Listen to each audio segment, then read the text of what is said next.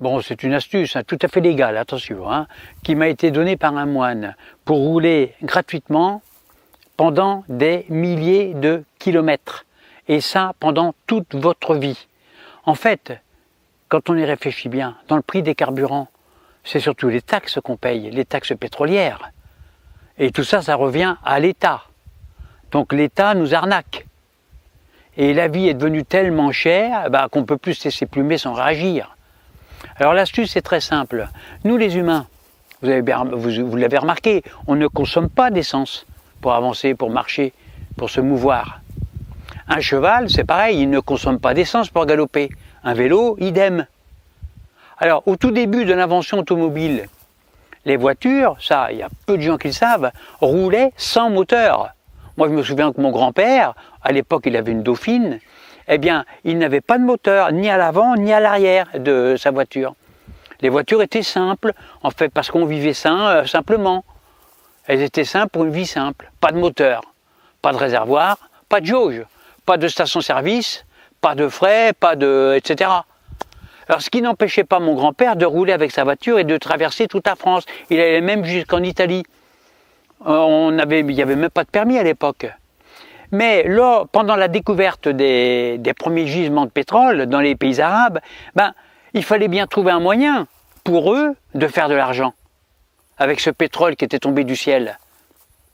L'industrie pétrolière a alors inventé, c'est ça le truc, c'est l'arnaque ça, l'industrie pétrolière a inventé le moteur à explosion avec un réservoir et une jauge pour écouler leur production d'or noir. Donc le rôle d'un moteur n'est pas de faire avancer une voiture, pas du tout, mais de dépenser du pétrole dans le vide, juste pour écouler la production de pétrole des pays arabes. Et on pollue. Et tout ça, ça énerve évidemment les écolos. Ils s'échauffent les écolos. Leur cerveau aussi, ça boue là-dedans. Et donc comme ça boue, ils participent malgré eux au réchauffement climatique. Et d'une manière dramatique. Et tout ça, c'est à cause des écolos en fait. Donc les gens très naïfs ont cru que pour faire avancer une voiture, il fallait un moteur, un réservoir évidemment et une jauge. L'industrie pétrolière s'est donc enrichie et s'enrichit encore sur le dos des moutons. Un mouton c'est con, Un mouton c'est naïf, on lui fait gober n'importe quoi, on le manipule comme on veut. Donc le mouton lui quand il roule en voiture et qu'il voit la jauge qui descend, qui est au plus bas, il s'affole. Et là, ce qu'il fait, il se précipite vers une station et puis il remplit bêtement son réservoir. Donc maintenant, il faut changer d'état d'esprit, de mindset, comme on dit. Premièrement, ne plus remplir votre réservoir. Deuxièmement, mettre un cache sur votre jauge pour ne plus se laisser influencer. Et enfin, 3, changer de mindset. Il faut être persuadé que l'essence ne sert à rien. Le problème, c'est que si vous avez le moindre doute, forcément vous tomberez en panne à cause de votre mauvais mindset. Quand le mouton est persuadé qu'il ne peut pas marcher, alors il n'arrive pas à marcher. Si on lui dit qu'il ne peut pas lever la main, il ne pourra pas lever sa main.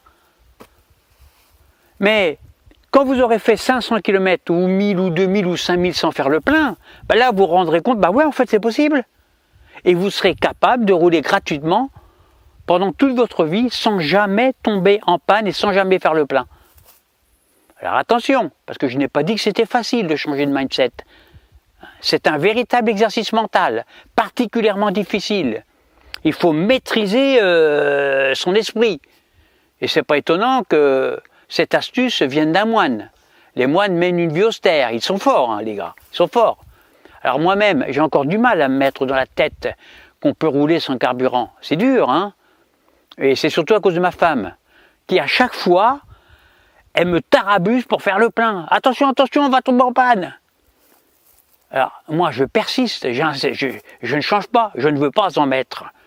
Mais comme ma femme m'installe un doute dans mon crâne de rebelle, alors effectivement, forcément, obligatoirement, on tombe en panne. Alors là, c'est des emmerdements. Les femmes, c'est comme les moutons. Ce sont des êtres fragiles, manipulables. Leur esprit est par nature docile, comme 99% des gens, des moutons. Moi, je ne suis pas un mouton, moi. Je ne paierai plus d'essence, ce sera fini. De l'essence qui ne sert à rien. Et je reste persuadé qu'à force d'insister, à force de persévérer, j'arriverai à rouler gratuitement sans essence et sans tomber en panne. Alors je vous donne un conseil. Si vous avez un doute, le moindre doute, alors remplissez votre réservoir. Sinon, vous tomberez en panne à cause de votre mauvais mindset. En revanche, si vous êtes fort, si vous n'êtes pas un mouton, si vous êtes un gros rebelle comme moi, alors ne remplissez plus jamais votre réservoir. Plus jamais. Et bien là, je vous garantis que si vous y croyez fort, vous ne tomberez jamais en panne.